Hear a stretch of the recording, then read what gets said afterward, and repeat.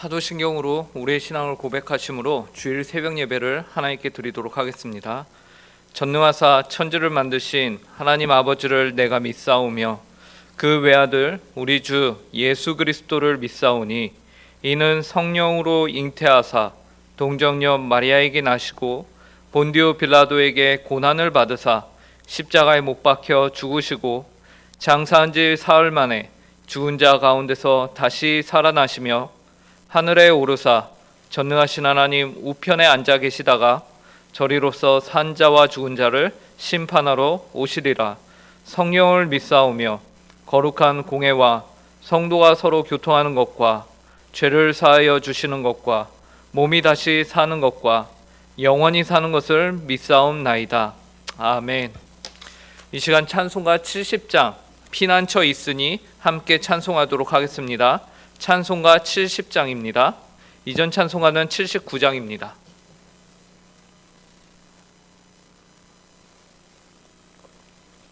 찬송가 70장 함께 찬송하도록 하겠습니다. 피난처 있으니 환난을 당한 자 이리 오라. 땅들이 변하고 물결이 변하 산 위에 넘치되 두렵지 않네. 이방이 떠들고 나라들 모여서 진동하나 우리 주 목소리 한 번만 바라면 천하의 모든 것 망하겠네. 만유주 하나님 우리를 도우니 피난처요. 세상의 난리를 그치게 하시니 세상의 장검이 쓸데없네. 높으신 하나님 우리를 구하니 할렐루야. 괴로움이 심하고 환난이 극하나 피난처 되시는 주 하나님. 함께 기도하도록 하겠습니다. 우리의 피난처가 되시며 언제나 우리와 함께 하시는 하나님 아버지 참으로 감사합니다. 오늘도 저희에게 새 호흡을 허락하여 주시고 새 날을 허락하여 주사 이렇게 하나님 앞에 나와 하루의 첫 시간을 시작하며 하나님께 간구하며 기도할 수 있도록 은혜로 허락하여 주시니 감사합니다. 하나님께서 저희의 주인이 되시며 저희의 하나님이 되시는데 하나님 아버지 저희의 삶이 온전히 주님 보시기에 합당한 삶을 살고자 하오니 하나님 아버지 저희에게 이 시간 말씀하여 주시옵소서. 그래서 주님의 말씀을 듣고 그 말씀이 저희를 이끌고 저희를 움직이며 저희 오늘 하루 살아가는 데 있어서 기준이 되며 원동력이 되는 동력이 되는 그러한 말씀이 되게 하여 주시옵소서. 감히 하나님의 말씀을 저희가 마음대로 받아들이거나 말거나 하는 것이 아니라 오직 하나님의 말씀을 저희가 사모할 수 있게 하여 주시고 그리하여서 오늘 더욱더 주님 앞에서 복되고 귀한 하루가 될 수 있도록 이 시간 은혜를 허락하여 주시옵소서. 감사하며 이 모든 말씀 예수님의 이름으로 기도합니다. 오늘 저희에게 주시는 하나님의 말씀은 구약성경 시편 77편 10절부터 20절까지의 말씀입니다. 구약성경 시편 77편 10절부터 20절까지의 말씀입니다. 제가 가진 성경으로 구약 858페이지입니다. 하나님의 말씀을 제가 봉독하도록 하겠습니다. 또 내가 말하기를 이는 나의 잘못이라 지존자의 오른손의 해 곧 여호와의 일들을 기억하며 주께서 옛적에 행하신 기이한 일을 기억하리이다. 또 주의 모든 일을 작은 소리로 읊조리며 주의 행사를 낮은 소리로 되뇌 이리이다. 하나님이여 주의 도는 극히 거룩하시오니 하나님과 같이 위대하신 신이 누구오니이까. 주는 기이한 일을 행하신 하나님이시라 민족 중에 주의 능력을 알리시고 주의 팔로 주의 백성 곧 야곱과 요셉의 자손을 속량하셨나이다. 하나님이여 물들이 주를 보았나이다. 물들이 주를 보고 두려워하며 깊음도 진동하였고 구름이 물을 쏟고 궁창이 소리를 내며 주의 화살도 날아갔나이다. 회오리 바람 중에 주의 우레소리가 있으며 번개가 세계를 비추며 땅이 흔들리고 움직였나이다. 주의 길이 바다에 있었고 주의 곧은 길이 큰 물에 있었으나 주의 발자취를 알 수 없었나이다. 주의 백성을 양떼같이 모세와 아론의 손으로 인도하셨나이다. 아멘. 인간 누구에게나 연약함이 있습니다. 그런데 이 세상에서 가장 위험한 사람이 누구인지 아십니까? 바로 자신의 연약함이 무엇인지를 모르고 있는 사람이 가장 위험한 사람이에요. 왜냐하면 그런 사람은 진짜 자신의 상태를 모르기 때문에 도저히 그 상태에 대해서 어떠한 조치를 본인 스스로도 할 수 없으며 또한 주변에서도 도와주고자 하여도 그 조치를 그 도움의 손길을 거부하기 때문에 그렇습니다. 제가 최근에 한 영화를 봤는데요. 그 영화에서 주인공은 어느 날 사고를 당합니다. 공사 현장에서 딸과 함께 그 사고 현장으로 떨어져요. 근데 그 남자가 정신을 잃었다가 다시 차리고 그 다음에 눈을 떴는데 눈앞에 자기 딸이 쓰러져 있는 거예요. 좀 있다가 아내가 오죠. 아내가 딸에게 달려갑니다. 그리고 막 흔들어 깨워요. 그러자 남편이 정신 든 것을 보고는 다시 남편에게 옵니다. 그래서 남편에게 도대체 무슨 일이 있었냐라고 물어요. 그러자 남편이 우물쭈물 하던 사이에 갑자기 딸이 벌떡 일어나더니 아빠, 엄마 나 괜찮아요 이러는 거예요. 그래서 이 남편이 아내를 밀치고는 딸을 부둥켜 안고 그리고 딸을 흔들어서 이렇게 안고서는 병원으로 달려갑니다. 그래서 그 병원에서 이제 딸과 아내 모두 진찰을 받고 그 다음에 진료실로 들여보내는 거예요. 등록을 하고. 그런데 병원 관계자들이 처음에는 굉장히 상냥했는데 이제 하루가 지나도록 딸이 나오질 않는 거예요. 진료실에서.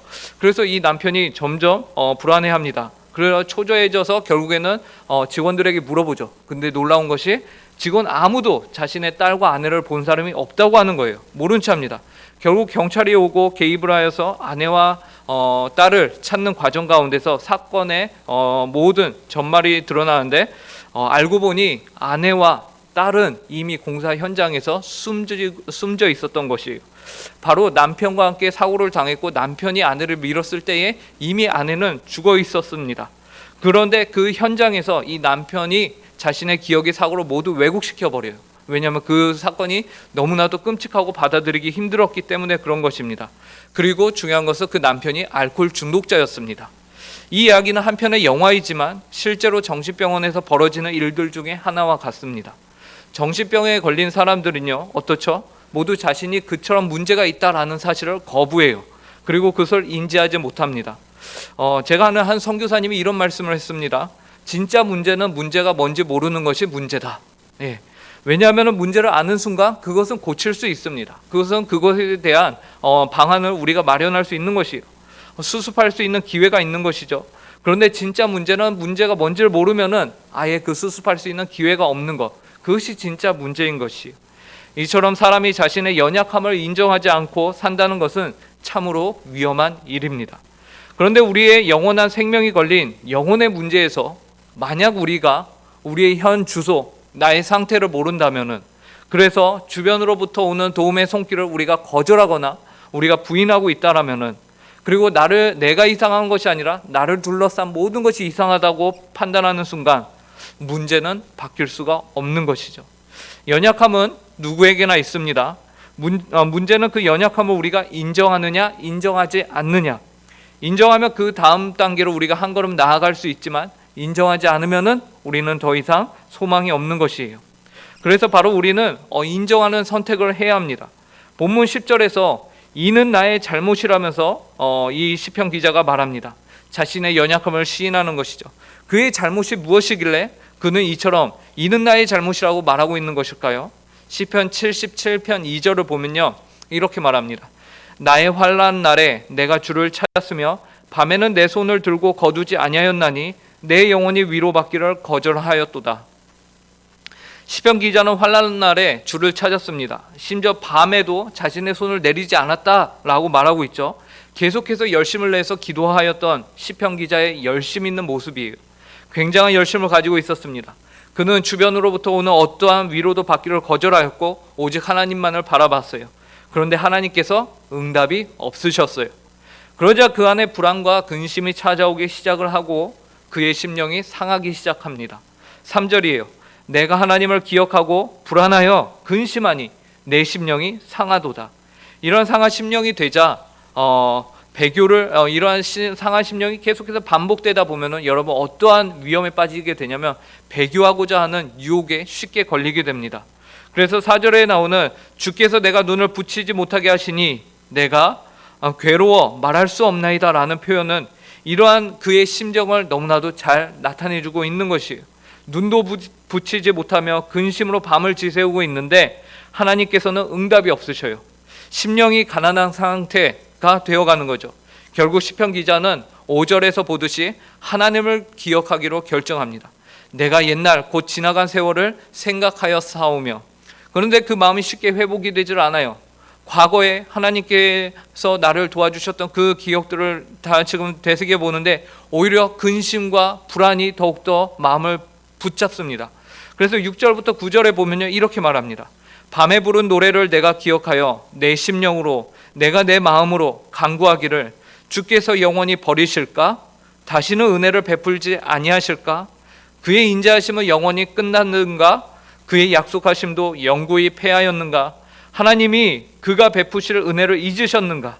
노하심으로 그가 베푸실 긍휼을 그치셨는가 하였나이다. 시편 기자의 상태가 어떻습니까? 계속해서 하나님을 향해서 의심과 그리고 하나님을 향해서 의문을 던지고 있는 것이에요.